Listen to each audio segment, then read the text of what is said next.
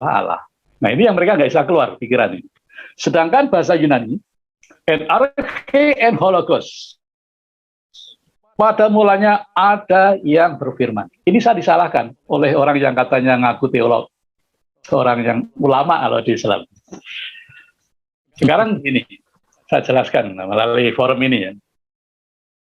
Kalau firman itu kan kata benda. Ya, firman itu kata benda. Tapi kalau disebut yang berfirman, firman itu kata benda, yang berfirman itu juga kata benda pada kata kerja. Yang ada yangnya loh. Yang berfirman. Kalau berfirman tok itu kata kerja. Tapi ketika kata kerja ini ditambah dengan kata yang, kan nggak mungkin ini sebuah pekerjaan. Kata benda berarti. Ya. Jadi ada pihak yang berfirman. Nah, enarche en hologos. Di situ terjemahan LAI pada mulanya adalah firman. Tapi kalau saya yang menerjemahkan, pada mulanya ada yang berfirman. Nah ini saya dituduh menyalahi terjemahan Injil. Bukankah berfirman itu kata kerja? Padahal ini kata benda. Nah dia nggak cermat bahwa pada mulanya ada yang berfirman. Kalau berfirman toh nggak ada kata yang, saya salah. Tapi saya menyisipkan kata yang, berarti tetap sebuah kata benda. Nah, pada mulanya ada yang berfirman. Keteos en hologos. Dan yang berfirman itu adalah Allah. Karena kata theos dalam bahasa Yunani itu diterjemahkan dengan kata Allah dalam Injil bahasa Indonesia. Dan yang berfirman itu adalah Allah. Jadi tetap yang berfirman. Jadi saya tidak mengubah kata benda menjadi kata kerja. Ini yang dibantah di dalam YouTube ya. Satu dianggap apa namanya ulama gadungan atau gimana, Ustadz gadungan, sembarangan menerjemahkan kitab Injil. Kemudian yang ketiga,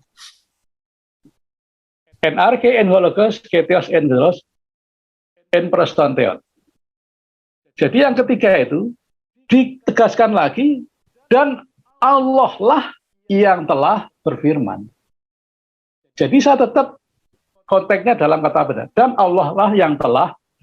Jadi ketika kata kerja didahului dengan kata yang, ada kata sandangnya yang, itu kata kerja yang akhirnya menjadi kata benda.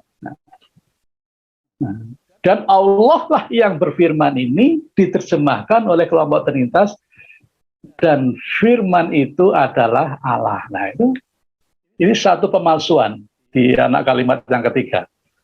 Jadi saya tekankan di sini.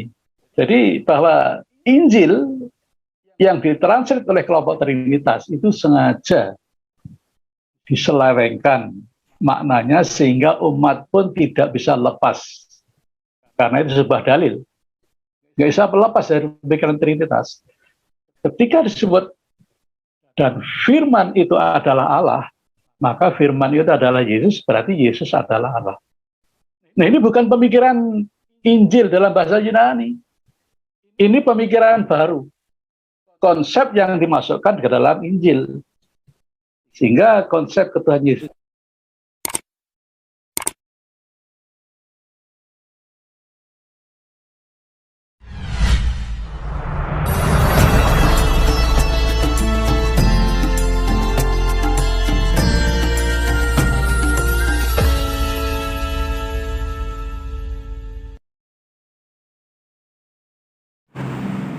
Assalamualaikum warahmatullahi wabarakatuh.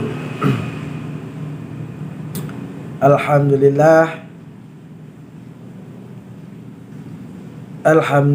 rabbil alamin.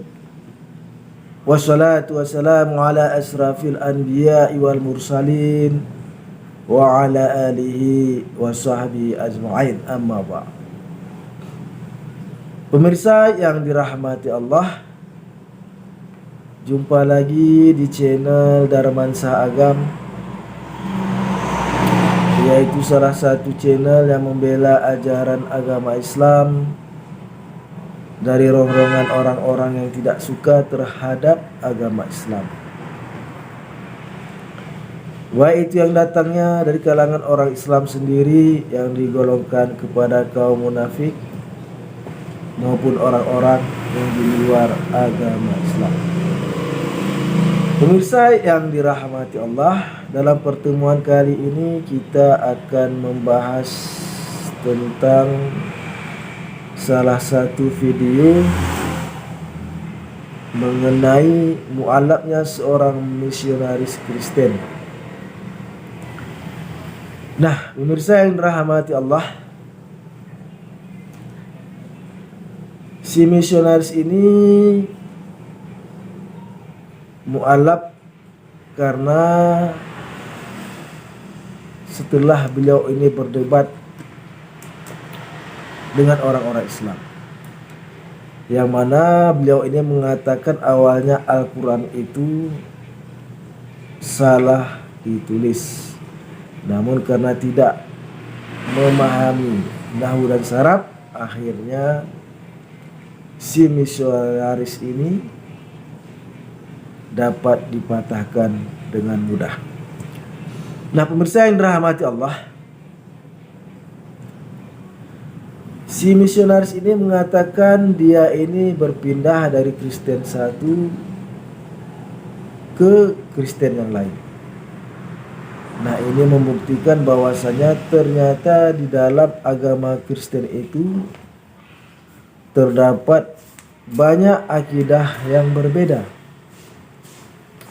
yang mana katanya dia ini berpindah daripada Kristen Trinitas menjadi Kristen monoteisme, lalu berpindah menjadi orang Muslim. Nah, pemirsa yang dirahmati Allah, untuk perlu kita ketahui bahwasannya Kristen ini akidahnya terdapat 3 model. Yang pertama, Kristen Trinitas. Ini Kristen Trinitas ini biasanya dimiliki oleh Kristen Katolik. Jadi akidah daripada Kristen Katolik ini adalah Trinitas, yang mengatakan bahwasanya Yesus sebagai Tuhan Anak, kemudian Roh Kudus dan Bapa menjadi satu, yaitu menjadi Tuhan yang satu, yaitu Yesus. Istilahnya mereka mencontohkannya seperti kopi. Jadi ada air, ada gula, ada kopi. Nah, kopi, gula, air menjadi satu. Itu adalah pemahaman daripada Kristen Katolik. 3 di dalam 1. Nah, kemudian Kristen Protestan. Kristen Protestan ini didirikan pada tahun 1517 Masehi.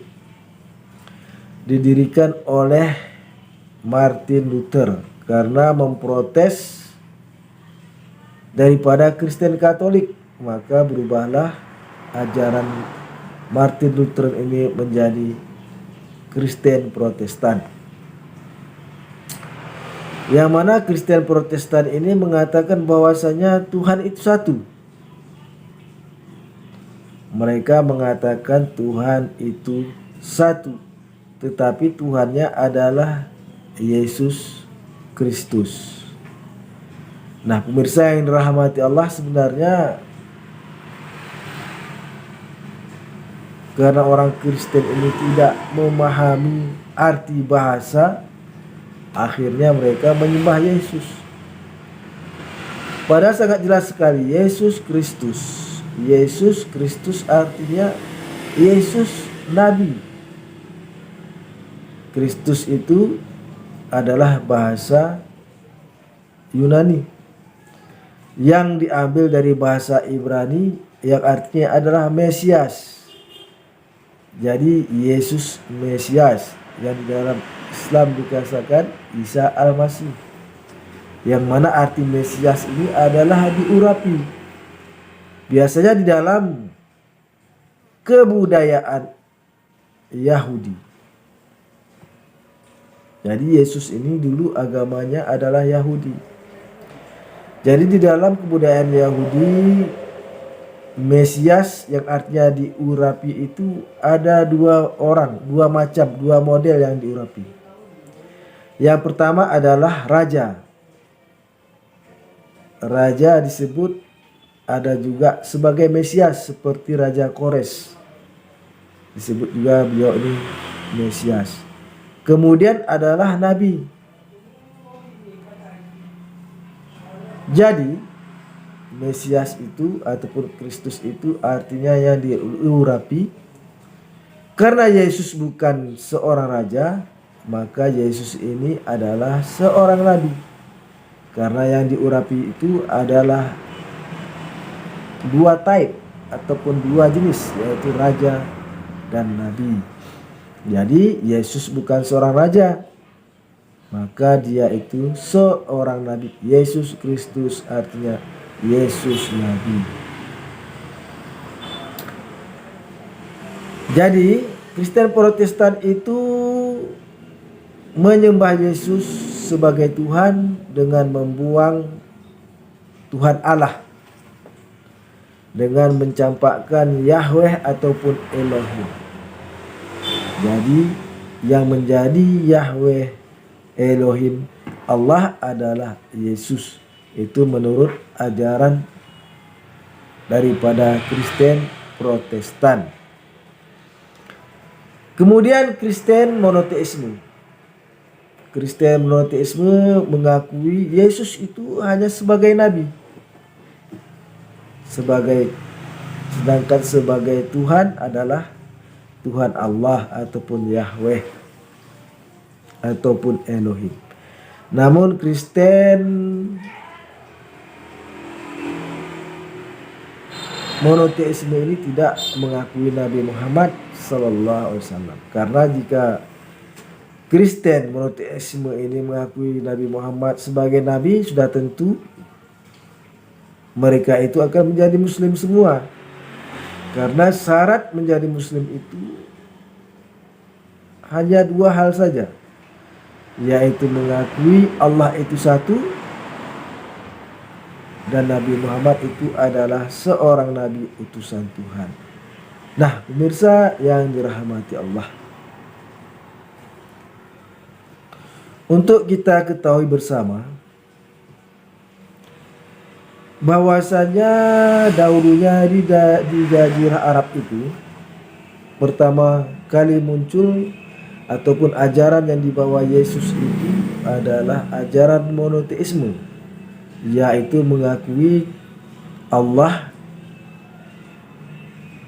itu sebagai Tuhan yang Esa satu dan Yesus sebagai nabi.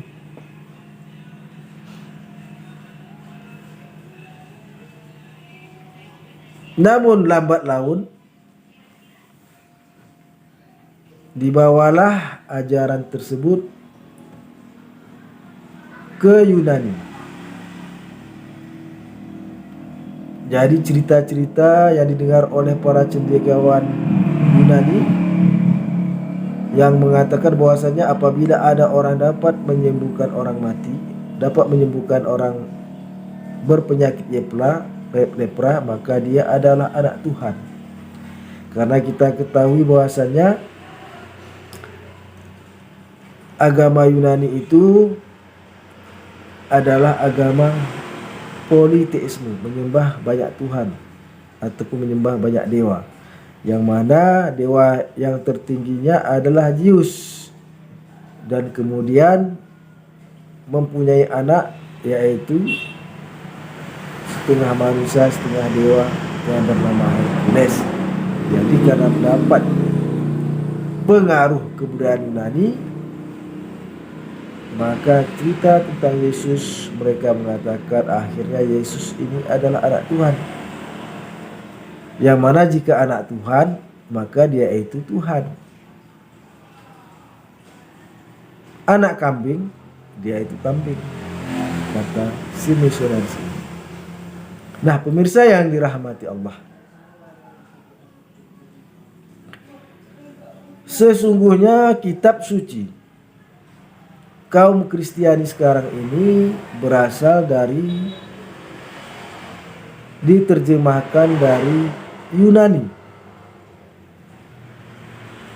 Jadi kitab suci orang Kristiani sekarang ini diterjemahkan dari kitab suci yang berbahasa Yunani, yang menyebabkan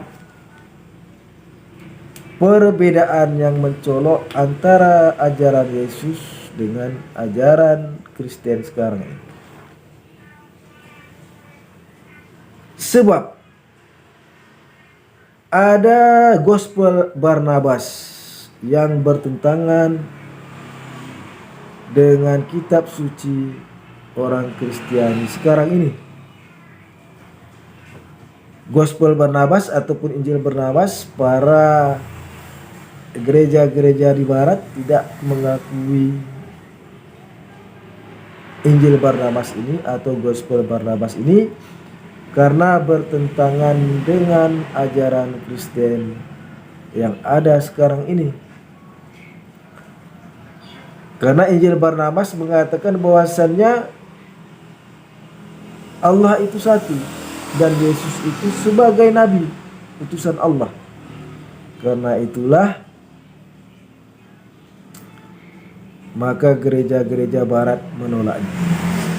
Untuk perlu diketahui bahwasannya Barnabas ini adalah salah satu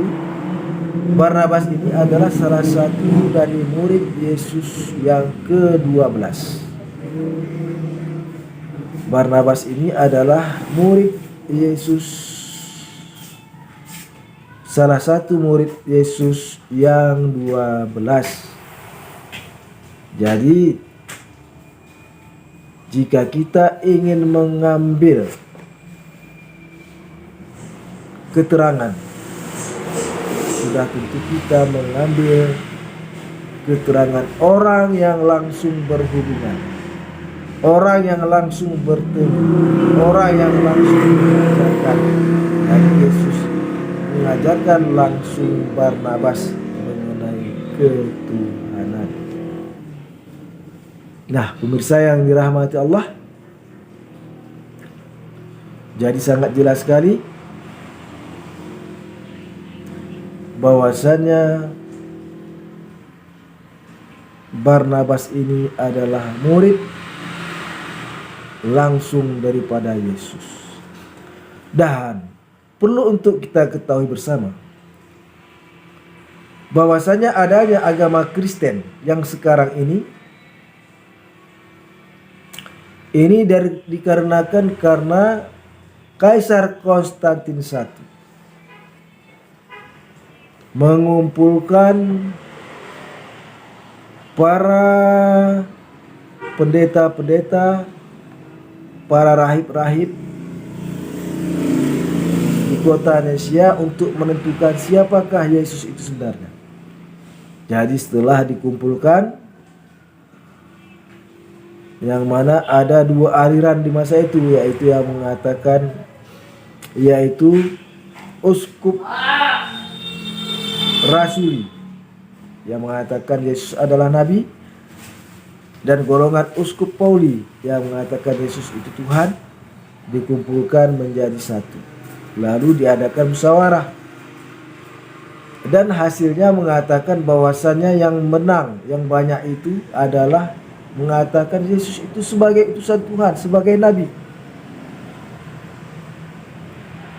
Namun karena Raja Konstantin I ini yang penyembah matahari, beliau ini memenangkan yang mengatakan Yesus itu Tuhan. Lalu Raja Konstantin I ini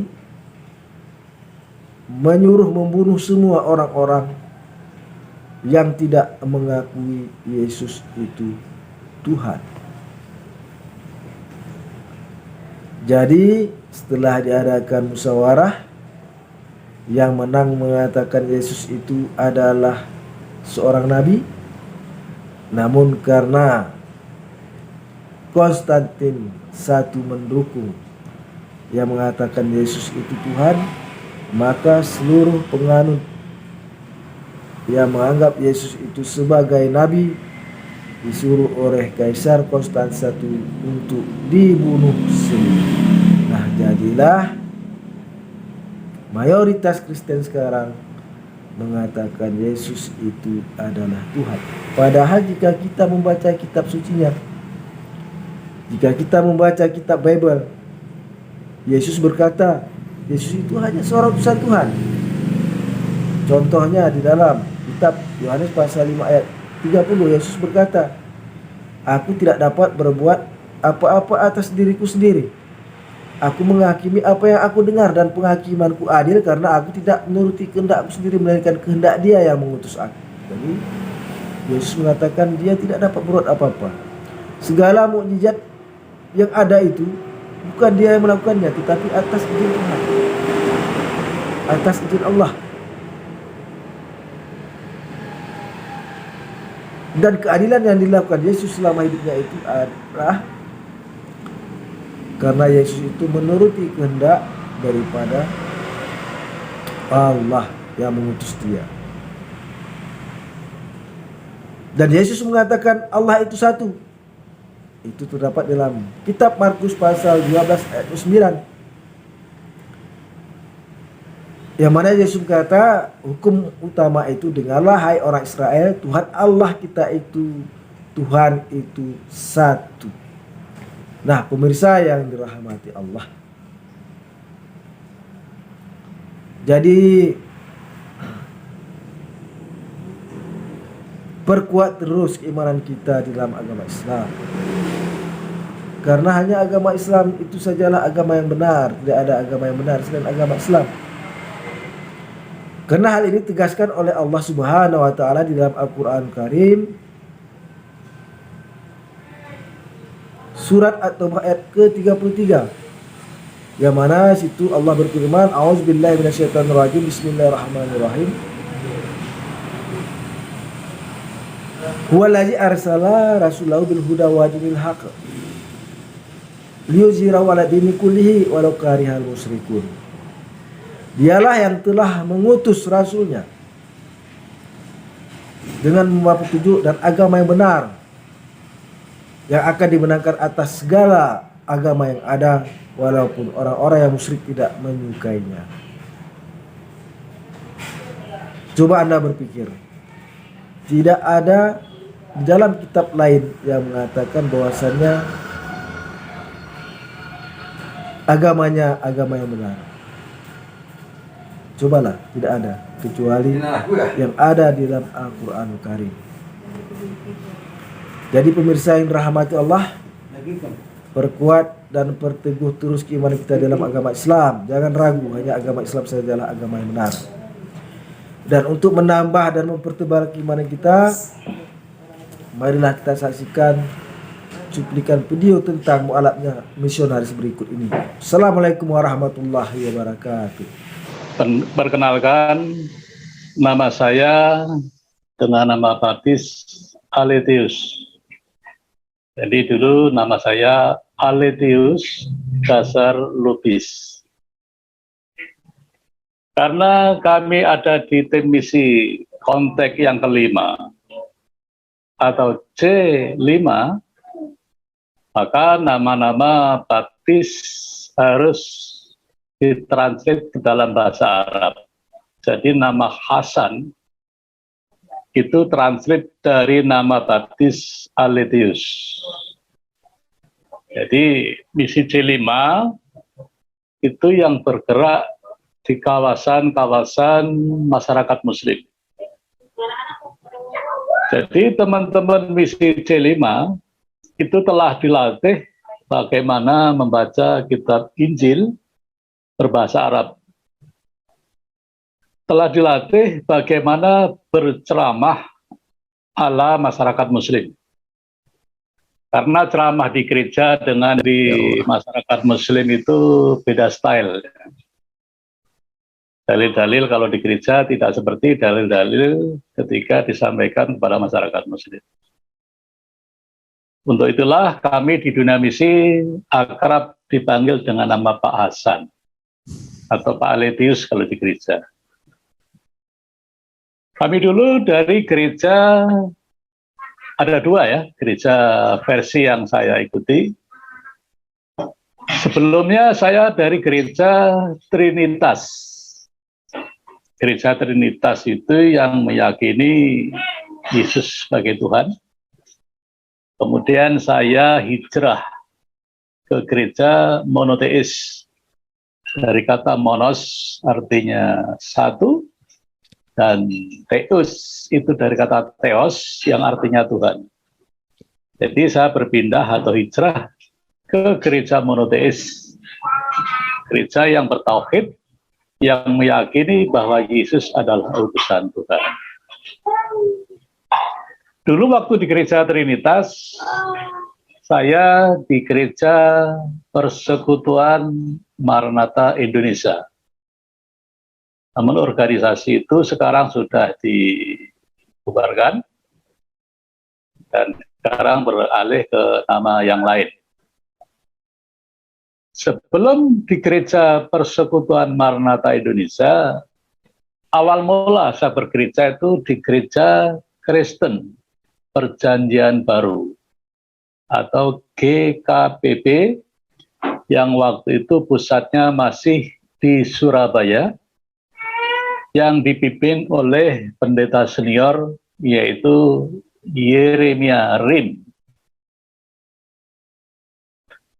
Ketika saya di Surabaya, itu gereja yang tempat saya bernaung.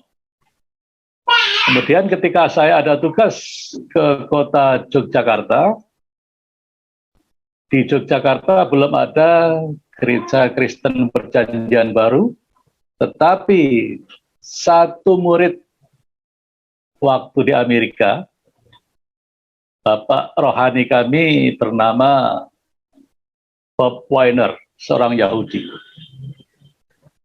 Jadi mahasiswa-mahasiswa yang di Amerika dilatih untuk kembali ke negaranya, membangun gereja berbasis kampus untuk anak muda.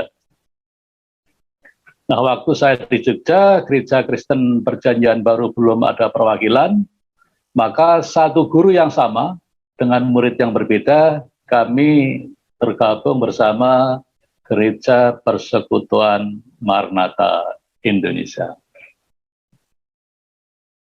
Nah, ketika di Yogyakarta itulah kami bertemu.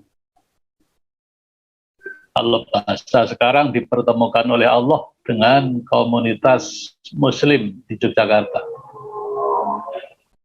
Waktu kami berdakwah di kampus IKIP waktu itu namanya, yang sekarang jadi UNY, Universitas Negeri Yogyakarta.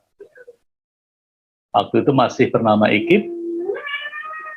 Di IKIP itulah tim kami berhadapan dengan mahasiswa-mahasiswa Muslim, yang mana mereka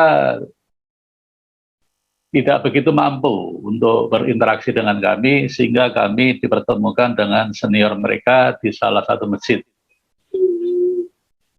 Saya nggak akan sebutkan masjidnya.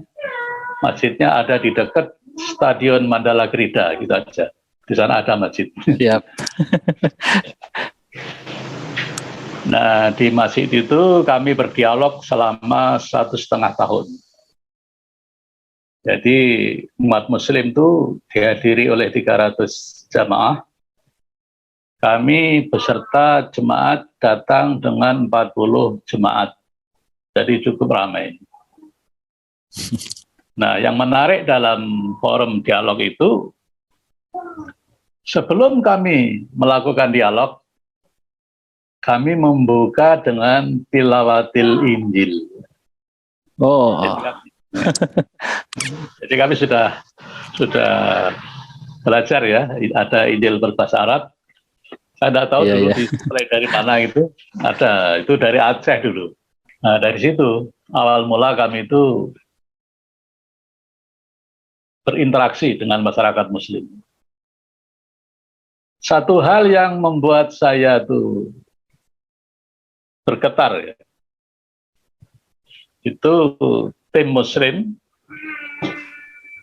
Saya tidak tahu bahwa beliau itu dulu juga mantan misionaris. Saya kenalnya setelah 15 tahun kemudian. Setelah saya mualaf baru tahu beliau itu ternyata juga mantan misionaris. Oh, Sebutkan namanya sekarang ada di kota Yogyakarta dan senang kalau sekarang bertemu dengan beliau. Beliau Masya waktu Allah. itu dipanggil dengan nama Bapak Willy. Nama lengkapnya dengan nama baptis Willy Brodus Romanus Lasiman. Jadi ketika kami dialog, lawan kami juga luar biasa hebat. Sedangkan kami itu belajar Al-Quran tuh baru sebatas translate saja, baca translate Terjemahannya. ya terjemahan Departemen Agama. Kami itu belum belajar bahasa Arab, baru membaca saja. Itu sudah terlalu pede. Membaca tasbihnya betul atau enggak, ya saya kurang paham ya. Pokoknya waktu itu baca atau bertilawah, tilawatil Injil itu cukup bagus, menarik perhatian, dan itu membuat nyali mahasiswa Muslim itu drop. Ternyata teman-teman Nasrani dari gereja itu juga pandai ya belajar baca Al-Quran, walaupun bukan Al-Quran, tilawah Injil. Nah, dari situ kami mulai awalnya pede, tapi setelah saya ditegur, kami tim gereja ditegur, karena kami selalu menyalahkan terjemahan dalam Al-Quran itu kami salahkan. Al-Qurannya masih saya simpan sampai hari ini. Mana dulu yang di orang Korea itu masih jadi saksi Al-Qurannya itu. Nah, teman-teman yang dulu berdialog itu oleh Ustadz Willy, Pak Willy Brodus itu, masih ingat beliau, walaupun 15 tahun nggak ketemu. 15 tahun itu ukuran tahun 2015 ya. Kalau sekarang 2020 udah 15 tahun dari 2015 ke 2020. Nah itu. Sampai hari ini beliau Bapak Willy masih ingat rekan-rekan gereja siapa dulu yang berdialog, nama-namanya masih ingat. Jadi ketika ketemu dengan mahasiswa Muslim itu, kami itu ditegur dengan bijaksana, dengan santun. Saudara ini tidak pernah belajar bahasa Arab dan belum pernah belajar bahasa Arab. Bagaimana saudara tahu Al-Quran itu salah? Jadi saudara ini menyatakan terjemahan itu salah itu, bagaimana cara saudara menyalahkan? Nah itu bagi saya sebuah teguran yang titik awal hidayah itu. Karena cuma saya yang hatinya bergetar ya. Rekan-rekan lain itu mungkin tidak terlalu mengabaikan teguran itu. Tapi bagi saya itu teguran yang sangat mempermalukan. Karena itu forum-forum akademisi. Jadi yang namanya orang terpelajar itu ya dengan ilmu.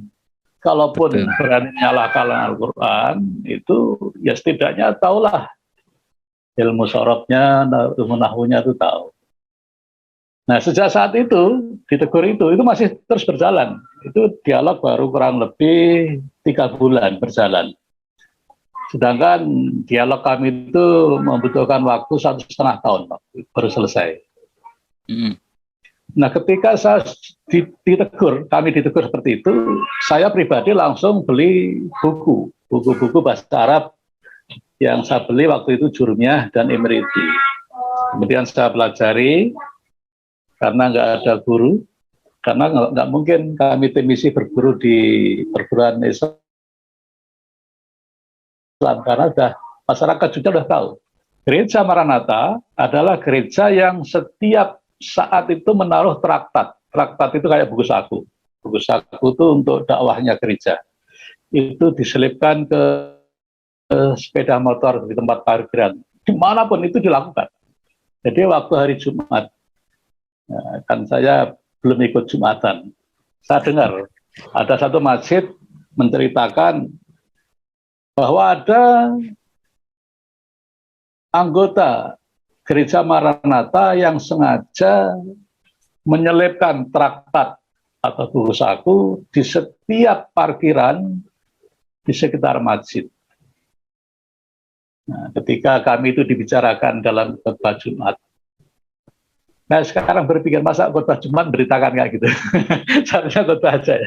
Tapi ini di tengah-tengah khotbah diselipkan aktivitas kami itu di khotbah Jumat itu. Kemudian rekan-rekan saya hubungi, kita sedang dibahas di salah satu masjid, tolong nanti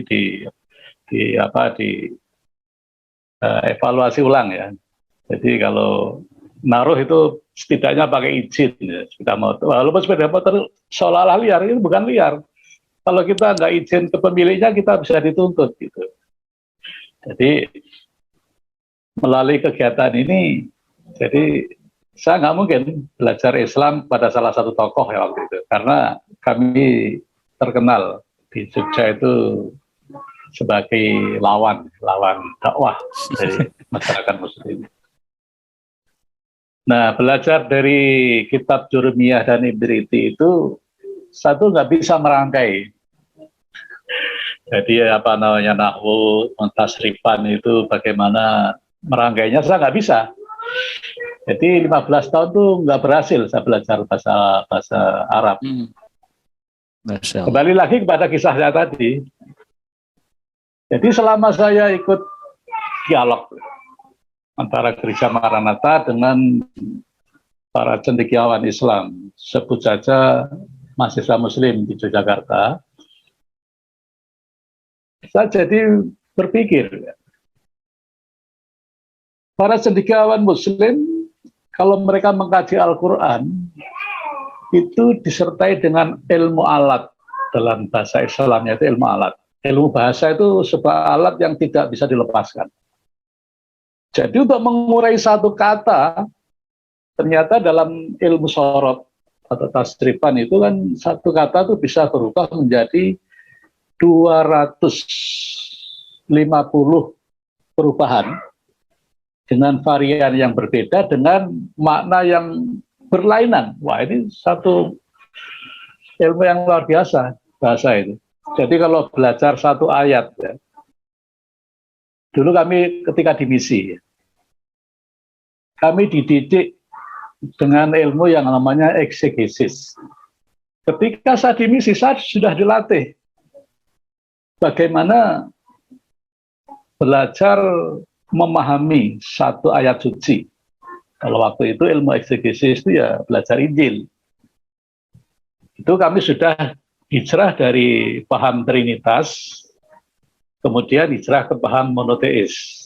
Tadinya pahamnya itu menuhankan Yesus, kemudian paham ke gereja yang meyakini bahwa Yesus itu utusan Tuhan. Jadi ada ilmu eksegesis yang di pesantren itu dikenal dengan kitab Warokot. Jadi bagaimana seorang ulama itu menggali makna-makna Al-Quran. Jadi waktu di gereja itu untuk mempelajari satu ayat, itu ternyata nggak cukup semalam. Bahkan satu ayat itu kalau dipelajari dengan baik, itu bisa menjadi materi 1 bulan. Dikhotbahkan dengan varian tema yang berbeda. Tapi pembahasannya satu. Al-Quran juga gitu. Al-Quran ketika dikaji dengan ya, ilmunya Imam Syafi'i, Masya Allah luar biasa.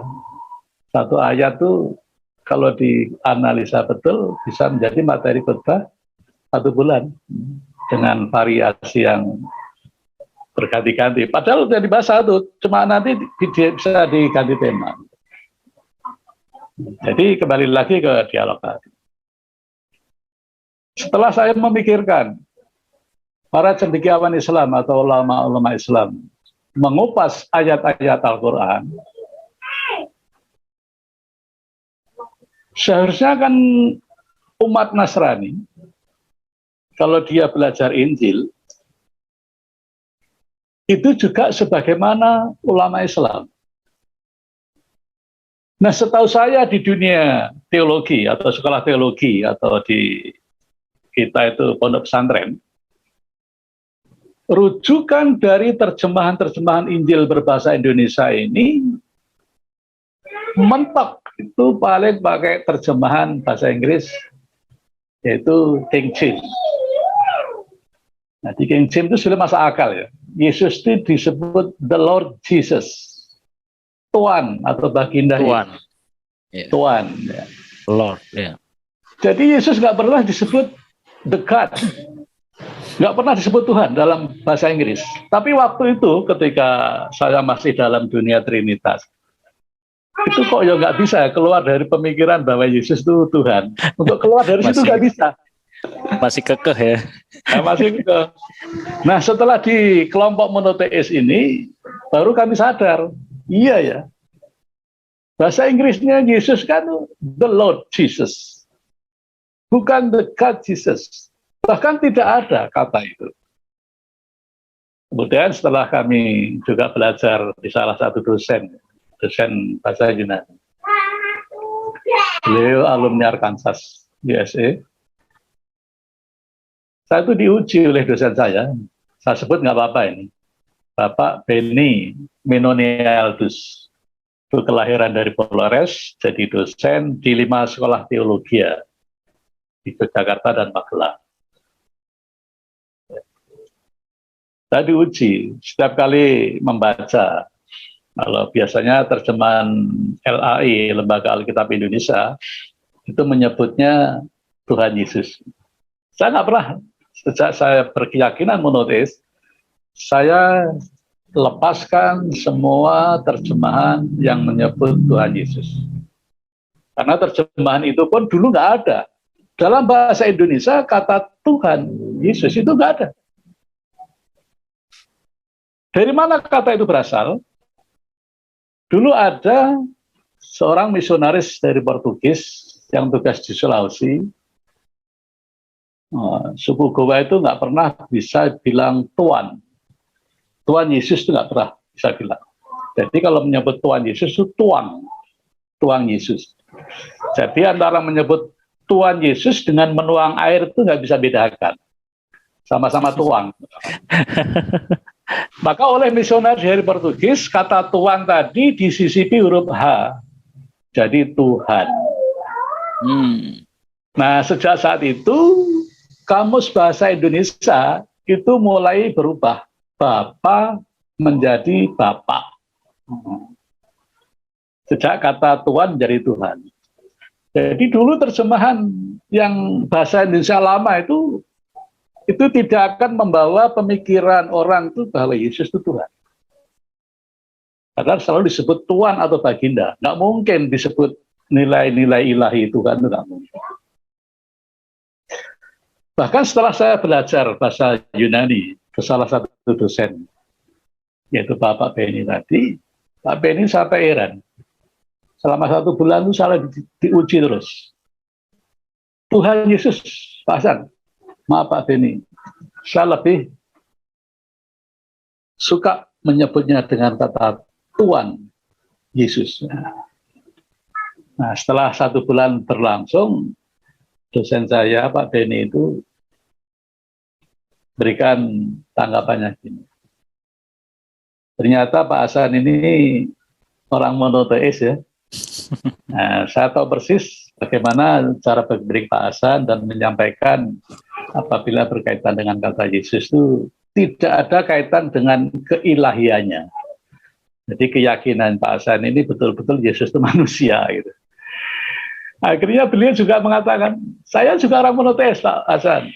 Cuma sekarang itu saya masih mengajar di 5 sekolah teologi sebagai income-nya beliau. Jadi untuk kelangsungan hidup, ya waktu itu beliau ceritakan, ya, saya harus mengajarkan sebagaimana mereka yang biasa di sekolah teologi. Jadi dosen saya Pak Den itu secara keyakinan atau akidah itu sudah keluar dari konsep Trinitas, tapi masih mengajar di sekolah tinggi teologi yang berbasis Trinitas. Akhirnya beliau menjadi bersahabat dengan saya. Jadi kita sama-sama penganut monoteis atau penganut ajaran tauhid ya bahasa Arabnya. Nah dari situlah saya akhirnya semakin yakin bahwa terjemahan, pemahaman, paham-paham Trinitas itu satu kesalahan. Itu pun saya masih belum langsung keluar dari gereja. Kita harus kuatkan dulu keyakinan ini. Terus sejak kapan ajaran itu berubah? Nah, ini ada satu buku yang ditulis oleh Richard atau Robert Einstein, saya lupa. Judulnya itu Kala Yesus Jadi Tuhan. Dalam buku itu bukan sebuah buku sejarah yang disajikan, tapi sebuah buku novel. Tadinya saya juga nggak tertarik baca buku itu. Ngapain buku kok Kala Yesus Jadi Tuhan? Begitu saya baca satu bagian, loh, ternyata ini kok seperti sejarah. Sejarah yang disajikan dengan tulisan-tulisan ala novel gitu. Jadi pembaca itu nggak terasa, seolah-olah baca novel padahal itu sejarah gereja. Maksud dari sang penulis, ketika Yesus kamu angkat jadi Tuhan, ini loh yang terjadi. Pemikiran masyarakat itu akhirnya terhijab, tertutup dengan pemikiran akal sehat. Melalui buku itu, Allah buka pemikiran saya. Ternyata ajaran Nabi Isa atau ajaran Yesus itu pada awalnya memang ajaran tauhid. Karena misi dakwah yang pusatnya di Yerusalem waktu itu, kemudian dakwah pertama kali di negara Syria. Makna-makna Injil yang dibawa sampai ke negara Syria itu masih bermakna ketauhidan atau monoteis. Tetapi ketika dari Syria ini dibawa ke arah barat sampai ke negara Yunani di kota Athena itu, nah, ternyata pembelokan makna dari Injil itu ada di kota Athena. Karena kota Athena itu kota gudang cendekiawan. Pemikir-pemikir dunia, penemu rumus-rumus kimia, fisika itu ada di sana. Jadi gudangnya para cendekiawan. Dan karena saking terlalu pandainya ini, para cendekiawan di kota Athena itu membuat satu rumus. Tidak ada di muka bumi ini yang disebut dengan kata satu mutlak. Nggak ada. Semua benda yang satu itu gabungan dari benda-benda kecil yang disebut gabungan molekil-molekil sehingga menjadi sebuah benda. Kabar tulis itu gabungan dari ribuan mungkin jutaan molekil-molekil sehingga menjadi batang kapur tulis.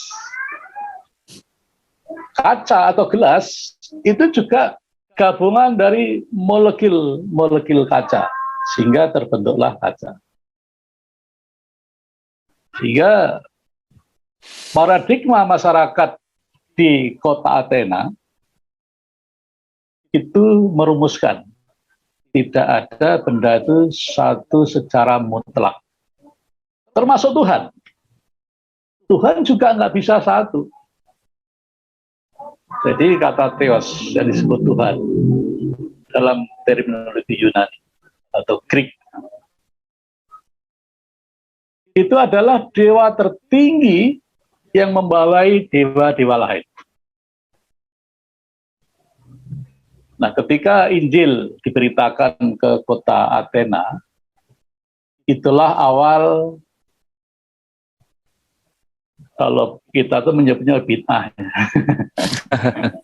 Ajaran baru bagi ajaran Nasrani. Itu awalnya di kota Athena. Karena ketika disebutkan bahwa Yesus itu orang yang luar biasa, Dulu ada penyakit yang belum ditemukan obatnya, yaitu seorang yang terkena lepra atau kusta. Itu kalau sudah terkena lepra atau kusta, maka tubuhnya akan hilang sedikit demi sedikit. Nah, ketika diceritakan ada seorang manusia bernama Yesus mendoakan orang sakit kusta itu bisa pulih seperti sempurna, ini menjadi viral. Mengalahkan viralnya tokoh legendaris Achilles dalam sebuah film The Troy. Achilles itu dulu bayi yang dicelupkan oleh orang tuanya ke dalam air suci. Nah, yang dicelupkan itu jadi ketika Achilles dewasa itu jadi orang yang sakti mandraguna. Tapi yang dipegang oleh kedua orang tuanya, kakinya itu, di bawah mata kaki itu nggak tercelup. Sehingga ketika Achilles ini menjadi seorang yang dewasa, dia tidak mempan dengan goresan pedang, juga tidak mempan dengan tajamnya anak panah. Nah, ini kisah dalam The Troy seperti itu. Tapi akhirnya musuh mencoba menggali informasi. Tanya ke babysitternya, bagaimana Achilles bisa sehebat itu? Maka babysitternya cerita, itu karena dulu waktu masih bayi oleh orang tuanya dicelupkan ke dalam air suci. Hanya bagian di bawah mata kaki yang tidak tercelup. Jadi kalau mau membunuh Achilles itu silahkan ditembak di bawah mata kakinya. Akhirnya oleh lawan Achilles, carilah seorang sniper, ya, ahli panah, yang memanah bagian bawah mata kaki Achilles itu. Matilah Achilles. Itu orang yang seperti itu di kota Athena disebut anak dewa. Walaupun mati akhirnya anak dewa. Sekarang ini ada tokoh yang lebih hebat dari Achilles, namanya Yesus. Orang penyakit seberat apapun bisa disembuhkan atas izin Allah. Ini dalam pemahaman monoteis atau di pemahaman Trinitas, yaitu kuasanya Yesus sendiri. Oh, Jangankan orang yang sakit seperti orang sakit kusta, orang yang meninggal pun dipanggil bisa bangkit atas izin Allah. Ini menurut pemahaman monoteis atau tauhid. Beda dengan pemahaman Trinitas, ya memang Yesus sehebat itu bisa membangunkan orang yang sudah mati. Bagi penganut Trinitas itu kekuasaan Yesus sehebat itu. mutlak tapi, ya. Mutlak. Bagi orang-orang monoteis, atas izin Tuhan yang mengutus dia bisa lakukan itu. Kalau Tuhan nggak mengendaki, nggak mungkin. Jadi bagaimana Yesus membangkitkan orang mati pada waktu itu? Jadi zaman dulu itu makam itu tidak seperti di tempat kita ya. Ini durasinya kepanjangan nggak apa-apa ini. Ada apa-apa? Oh. Saya sudah setting 2 jam, insya Allah. Oh, ya. Tafadhol. Yeah. Jadi zaman waktu itu ketika orang mau mengubur itu pergi ke sebuah bukit, dan bukit itu semuanya terbuat dari batu. Jadi kalau kita ke daerah Arab gitu, namanya gunung itu ya batu. Kalau mau bikin makam, baru menggali gunung menjadi gua. Terus dikasih pintu bentuknya bulat, seperti tampah, tapi besar, seperti roda batu besar. Tujuannya untuk membuka ke kanan, digeser ke kanan, dan digeser ke kiri. Jadi tidak digubur seperti kita ditimbun tanah, enggak. Waktu itu ada seorang baru meninggal. Kemudian Yesus meyakinkan, kalau kamu tidak percaya bahwa saya diutus oleh Tuhan, sekarang bawa saya ke makam yang baru saja dibuat. Maka dibukalah batu yang besar itu. Nah, jenazah waktu itu tidak dipocong seperti di tempat kita saat ini. Jadi kalau ada jenazah itu dibalut dengan kain kafan seperti mumi gitu. Kemudian dibaringkan di atas meja terbuat dari batu. Nah, ketika setelah menghadap jenazah itu, Yesus atas izin Allah, wahai mayat, bangkitlah. Maka mayat yang diperintahkan untuk bangkit itu bangkit betulan dan melepaskan kain kafan yang dililitkan ke tubuhnya, kemudian bisa pulang ke rumahnya. Nah, berita seperti ini bagi masyarakat kota Athena, oh berarti Yesus ini memang anak dewa. Transit di Indonesia disebut anak Allah. Ini satu kesalahan. Anak dewa menjadi anak Allah di tempat kita. Bagi orang sana menyebut anak dewa itu nggak masalah. Tapi ketika disebut anak Allah itu suatu istilah yang sebenarnya susah diterima. Tapi kaum Trinitas dari umat Nasrani meyakini itu. Karena keyakinan itu sudah dibangun dari masa kecil, sehingga untuk melepas keyakinan itu juga nggak mudah. Betul. Terlalu melekat ya di benak. Nah, dari situlah awal malapetaka ajaran Nasrani itu berkembang biak. Dan di kota Athena itu diprakarsai oleh imam yang bernama Imam Athanasius. Jadi kelompok yang meyakini Yesus itu sebagai anak dewa atau anak Allah dan punya bapa atau Theos gitu ya. Theos itu bapa sebagai dewa tertinggi. Kalau ada bapa, ada anak, berarti juga ada ibunya. Maka disebut Trinitas. 3 tapi 1. Ini susah sebetulnya. Bagi akal sehat susah ini. Tapi bagi umat Nasrani yang sudah terdidik dari kecil, itu susah dilepaskan. Gitu. Betul. Nah, pada waktu itu kondisi kekristenan terbagi menjadi 2. Jadi Romawi itu ada di wilayah utara dan di wilayah selatan.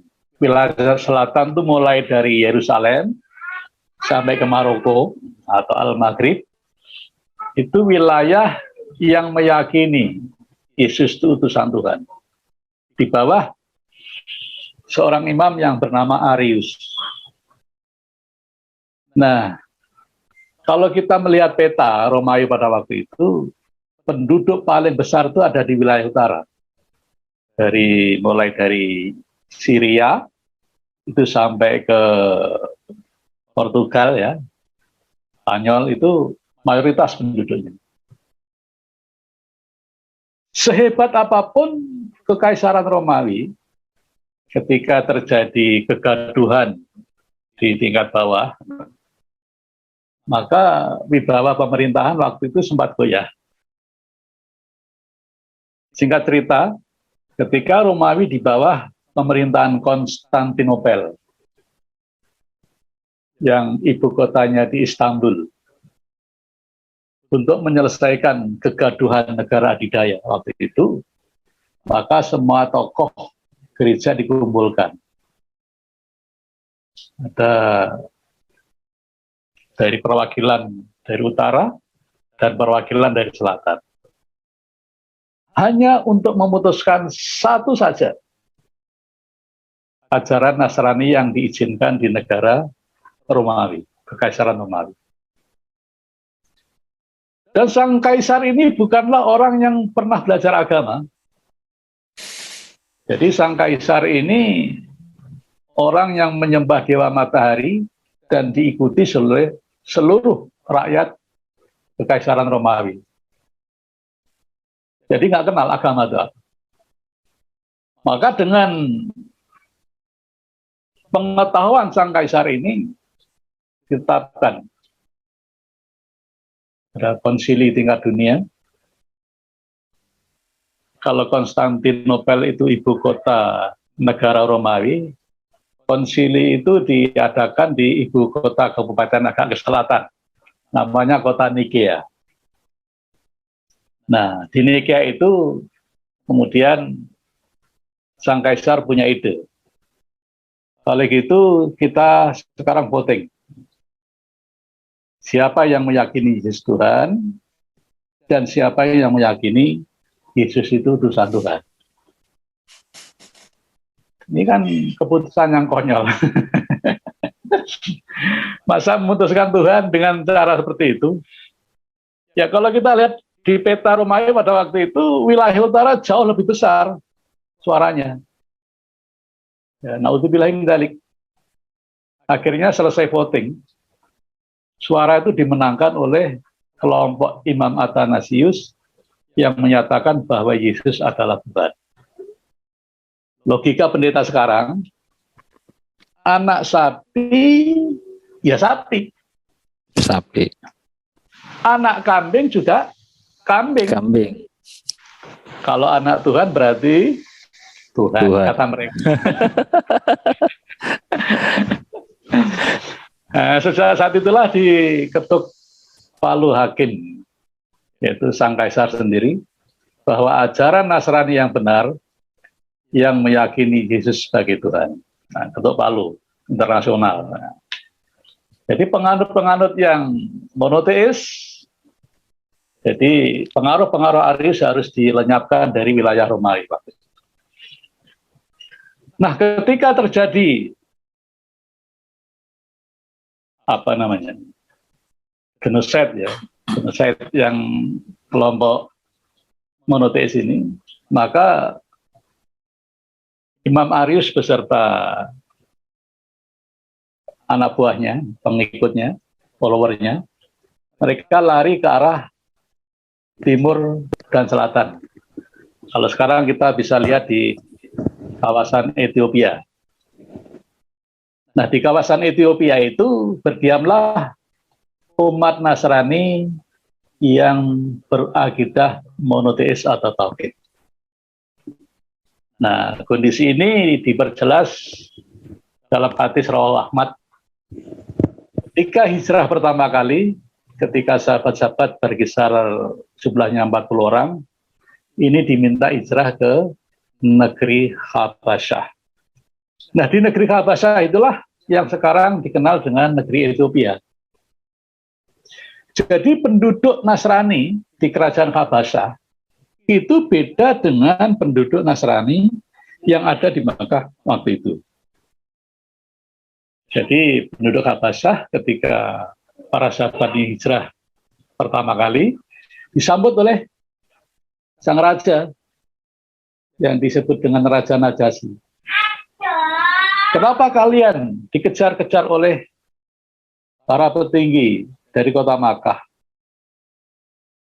Karena junjungan kami sedang mengajarkan kami tentang keyakinan agama, yaitu keyakinan agama tauhid.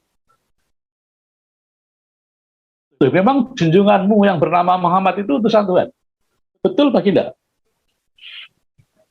Buktinya apa? Saya kepengen tahu kalau memang junjunganmu itu diutus oleh Tuhan. Sekarang buktikan. Lalu dibacakan Quran surat Maryam. Nah, setelah dibacakan Quran surat Maryam itu, sang Raja Najasyi menangis. Bergetar hatinya. Tidak mungkin orang yang bernama Muhammad, orang yang tidak terpelajar atau ummi, orang yang tidak bisa mengenal kitab-kitab sebelumnya, tetapi tahu dengan sangat tepat isi kitab Injil. Jadi kitab Injil yang ditulis oleh sahabat Yohanes, sahabatnya Nabi Yesus. Jadi sebenarnya kalau menyebut Yohanes itu Yohanes radhiyallahu anhu. Karena itu di level sahabat. Ya. Ada dua sahabat yang menulis kitab Injil. Siapakah sahabat itu? Yang pertama Yohanes, yang kedua Matius. Jadi sahabat ini meriwayatkan. Jadi sebetulnya hadis rawahu Yohanes. Itu yang benar. Kemudian yang dua ini generasi tabi'in. generasi yang tidak menyaksikan bagaimana Yesus hidup pada waktu itu, yaitu Markus dan Lukas. Jadi ini sebuah hadis yang direwayatkan oleh Markus, direwayatkan oleh Lukas. Jadi Injil yang diklaim sebagai kitab suci umat Nasrani itu sebetulnya sebuah hadis. Kalau kita mau fair, ya. Kembali ke kerajaan Habasyah tadi. Saya pun heran, bagaimana Raja Najasyi setelah dibacakan Quran surat Maryam bisa menangis bergetar hatinya. Karena setelah mendengar bacaan Quran surat Maryam itu, terjadilah pensyahadatan massal dalam satu negara. Kalau sekarang satu kelurahan aja udah hebat ya. Ini levelnya negara. Negara. Di Raja Najasyi akhirnya bersyahadat. Asyhadu alla ilaha illallah wa asyhadu anna Muhammadur Rasulullah. Diikuti oleh para menteri, para pejabat kerajaan, dan seluruh rakyat di negeri kerajaan Habasyah. Masya Allah.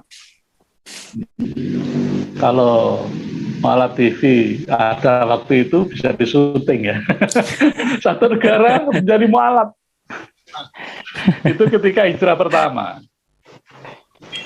Ternyata setelah saya pelajari, di awal-awal Quran surat Maryam, itu isinya sama persis dengan kisah yang ditulis oleh sahabat Yohanes atau Injil Yohanes. Oh, makanya menangis. Nggak mungkin kalau orang yang bernama Muhammad ini, kalau tidak mendapatkan wahyu dari Allah, bisa mengerti kitab Injil dengan sangat tepat dan benar. Ada lagi sebenarnya, surat Yasin ketika dibaca di Madinah waktu itu membuat tokoh di sana menangis. Ternyata ada banyak hal ayat-ayat Al-Quran yang menggetarkan jiwa. Nah itu kalau kita gali, ternyata itu juga ayat-ayat yang dibaca di Madinah waktu itu sama persis juga dengan yang ada di Injil. Versinya lain, bukan seperti kitab Yohanes, bukan. Nah itu ternyata saya dapat pencerahan gara-gara membaca buku Kala Yesus Jadi Tuhan. Nah, setelah buku itu disebarkan, dijual, banyak tokoh-tokoh Nasrani yang akhirnya itu berhijrah menjadi seorang mualaf. Akhirnya dari penerbit buku itu langsung ditarik dari peredaran dan tidak dicetak lagi. Itu pun saya bacanya waktu saya di tugas belajar di Bali ya. Karena di Bali itu untuk misionaris asing itu mudah ya, keluar masuknya dan pergerakan di sana tidak terlalu direcoki ya oleh umat muslim ya. Jadi pendidikan saya waktu itu di Bali ya. Itulah yang buat saya itu akhirnya terbuka. Ternyata sejarah ketuhanan Yesus itu bisa dilacak. Bahkan gereja sengaja menyembunyikan sejarah ini. Maka ketika saya dulu mau keluar dari gereja itu, oleh senior saya juga diuji. Bapak Hasan itu betul belajar bahasa Yunani. Oh betul, diuji saya. Langsung. Oh ternyata bisa. Jadi tidak semua pendeta itu bisa menerima pelajaran bahasa Yunani. Karena terlalu sulit, seperti remaja muslim ketika disodori ilmu nahwu dan sorof itu belum belajar sudah pusing duluan. Sama orang-orang Nasrani kayak gitu. Jadi ketika saya terbuka dari segi histori ketuhanan Yesus itu bukan ajaran asli yang diajarkan oleh Yesus, saya berani mengambil keputusan untuk keluar dari gereja. Cuman caranya lebih halus, santun.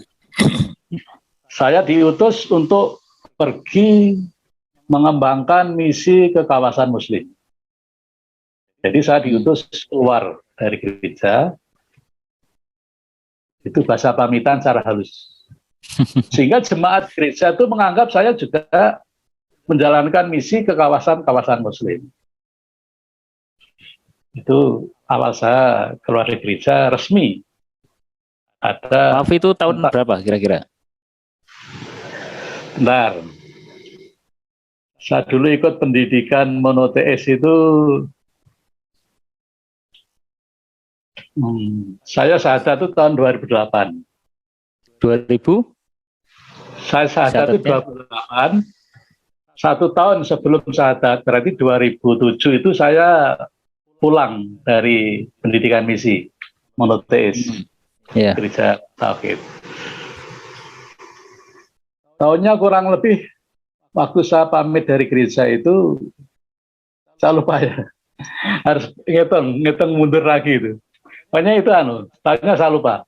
Jadi ketika saya keluar dari gereja itu, saya butuh waktu 1 tahun untuk melupakan ajaran ketuhanan Yesus. Untuk melepas kata Tuhan Yesus itu bagi saya masih sulit. Butuh 1 tahun untuk saya tidak ke gereja, saya tidak baca kitab gereja, supaya hati saya itu jadi bebas dari pengaruh ajaran gereja itu. Nah, setelah itu baru saya bersyahadat di tahun 2008. Jadi kalau tanya tahun, saya harus review lagi di mundur ke belakang mengingat-ingat peristiwa itu. Karena dokumennya sudah saya habisi semua. Waktu ketika saya keluar dari gereja itu, piagam semua saya bakari. Kalau ngerti sekarang itu menjadi saksi ya. Itu nggak apa-apa. Betul. Ketika saya sekarang butuh saksi, foto-foto di misi dulu juga sudah saya hilangkan semua, ada tersisa berapa aja gitu. Nah, saya dulu nggak berpikir seperti itu, bahwa kalau saya nanti jadi seorang Muslim, ini loh buktinya di misi itu seperti ini. Nah, dan itu bisa diceritakan untuk saat sekarang, tapi sudah terlanjur. Itu syahadatnya di daerah mana, Pak Ustadz? Dari rumah saya itu ada masjid, namanya Masjid An-Nur. Masjid An-Nur, Jalan Pelem-Sari. Oh, kebetulan saya An-Nur juga. Masjid An-Nur banyak ya.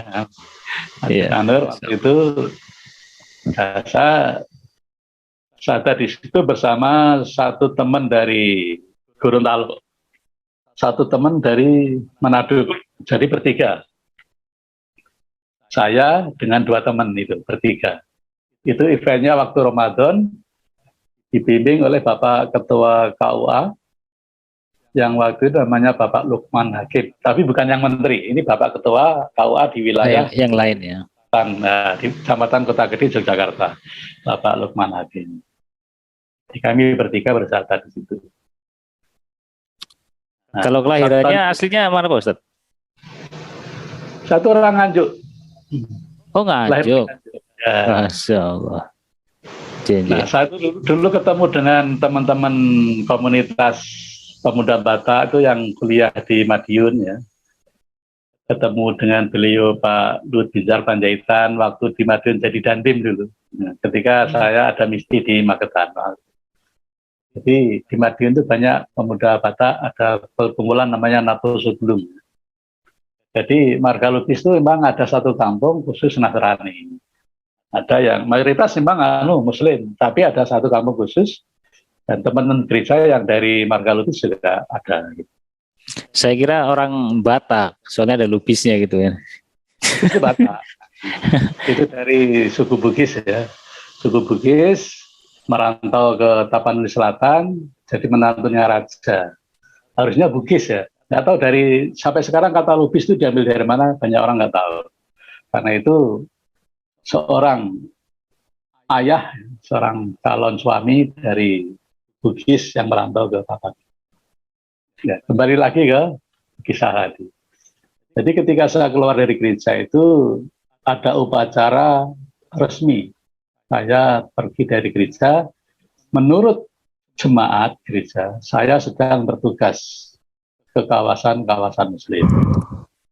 Itu secara tersiratnya seperti itu. Sebenarnya itu sebuah upacara saya keluar dari gereja. Baru orang-orang dekat saya, tetangga saya itu ngerti saya betul-betul Muslim 3 tahun kemudian. Jadi selama 3 tahun itu masih akrab. Setelah ngerti saya betul-betul orang Muslim, baru mereka putus sama sekali, nggak mau komunikasi. Jadi dengan adanya teman-teman misi yang hijrah ke Islam ini, akhirnya sebagai seorang Muslim pun naluri untuk jadi misionaris, misi dakwah ini nggak lepas. Bagi saya, kalau saya dulu sebagai seorang hamba Tuhan, yang mewakafkan hidup kepada Tuhan. Jadi kalau sudah menjadi keputusan pendeta full, itu tidak ada istilah pensiun. Semua waktunya diwakafkan kepada Tuhan. Nah, ketika saya menjadi seorang Muslim pun, pemikiran itu nggak lepas. Bukan berarti salah Muslim. Memang waktu saya keluar dari gereja, saya harus cari nafkah ya. Karena gereja sudah nggak mensupport kan. Jadi saya harus cari penghidupan sendiri, bekerja waktu itu. Dan proyek pertama itu proyek Kitpan. Itu milik orang Belanda yang dari Yogyakarta. Itu proyek awal yang saya geluti. Sampai sekarang saya nyambi ya. Dunia arsitek itu saya sambi, tapi poin utamanya adalah dakwah. Mendakwahkan Islam di kawasan. Ya. Itu kisah saya secara singkat. Jadi lahir dari pemikiran. Saya mencontoh para ulama bagaimana mengkaji Al-Quran. Saya terapkan itu bagaimana mengkaji Injil. Ternyata Injil kalau dikaji itu tidak beda dengan makna-makna Al-Quran, yaitu keimanan ketauhidan. Jadi kok ada keimanan di luar ketauhidan, itu bid'ah yang diawali dari kota Athena Yunani. Bid'ahnya gereja maksudnya. Tidak membid'ahkan orang Muslim. Bid'ahnya gereja itu diawali dari kota Athena, negara Yunani. Itulah pencerahan yang Allah berikan pada saya. Selama 15 tahun saya mencoba menggali Injil, juga belajar Al-Quran. Ternyata yang salah itu para misionaris belum belajar nahwu shorof, sudah berani menyalahkan Al-Quran.